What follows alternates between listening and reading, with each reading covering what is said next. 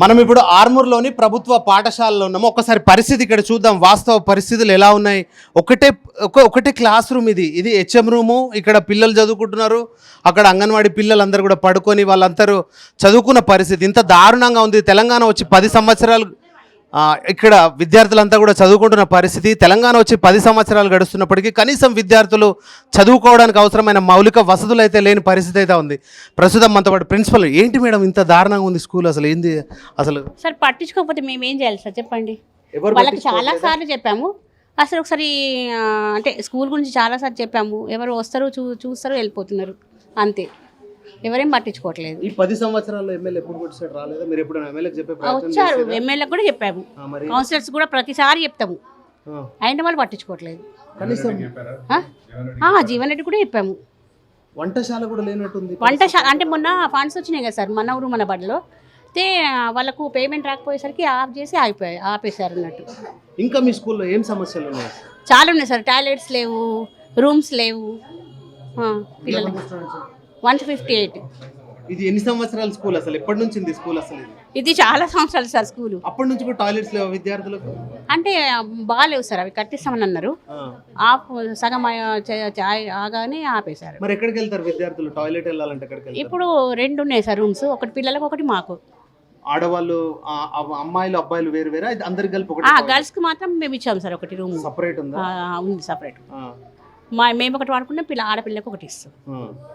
అబ్బాయిల పరిస్థితి ఏంది? ఇక అబ్బాయిలు అక్కడ వెళ్తారు సార్, మొత్తం బయటకు వెళ్ళిపోతారా? బయటకు వెళ్ళారు సార్, ఇక్కడే ఉంటుంది ఒకటి, అందులోకి పంపిస్తాం. బయటకు వెళ్ళలేము సార్ పిల్లలు, ఎందుకంటే వెహికల్స్ చాలా వస్తాయి కదా సార్, పిల్లలకి ఏమైనా అవుతాయి అని చెప్పేసి. మరి ఇప్పుడు మీ అధికారులకు చెప్పే ప్రయత్నం చేశారు? చేసినాం సార్, చాలా సార్లు చేసినాము సార్ కూడా పట్టించుకున్నారు, చాలా సార్ కూడా బాగా సార్ ఇది చేశారు, కానీ వాళ్ళ నుంచి రాకపోతే సార్ ఏం చేస్తారు అట్లా. ఓకే, ఇది ఆర్మూర్లో ఉన్న ఈ ప్రభుత్వ పాఠశాల పరిస్థితి సార్. మన అయితే ఈ పాఠశాలను డెవలప్ చేయడం కోసం గ్లోబల్ ఎన్ఆర్ఐస్ అందరూ వచ్చిన పరిస్థితి సార్. చెప్పండి, ఎట్లా ఉంది? మీరు వాస్తవంగా స్కూల్లో విజిట్ చేశారు, ఈ స్కూల్ పరిస్థితి ఎట్లా ఉంది? చాలా పాత స్కూల్ లాగా ఉన్నది.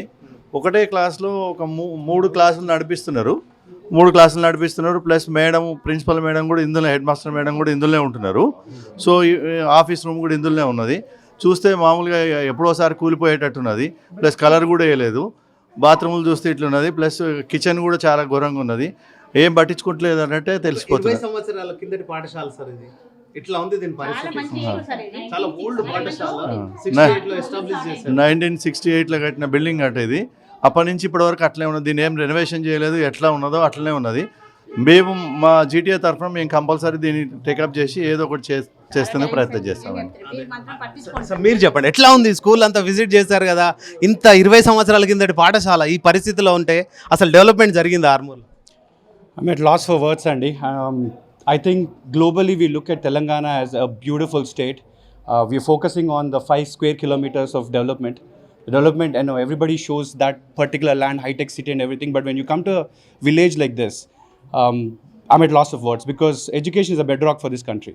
And I think we have a huge gap between what is possible and what is really happening here, between access and hope for them, right? So I think we need to do a lot more. We don't have, I mean, this school was built in 1968, which means there's an opportunity for so many governments in the past to make something good out of this school. I'm not talking about any particular government. The school is run in two classes. 3 of the classes are done in one single location because of lack of access.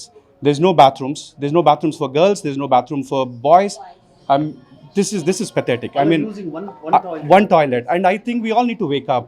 As global Telangana people living across the world, I think we need to wake up. We need to do a lot more to this country, especially to Telangana, especially to the rural schools that, we need to come down here.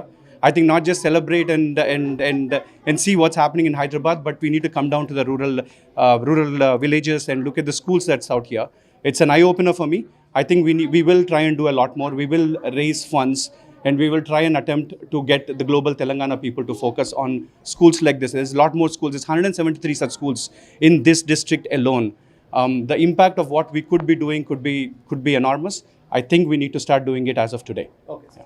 ఇది తెలంగాణలో మొత్తం ఏదైతే వెనుకబడిన పాఠశాలను గుర్తించి తమ వంతుగా association ద్వారా సహాయాన్ని అందిస్తానని జీటీఏ సభ్యులు అయితే చెప్తున్న పరిస్థితి అయితే నెలకొంది. కెమెరా పర్సన్ లక్ష్మణ్తో రాజు, యోయూ టీవీ, ఆర్మూర్ నుండి.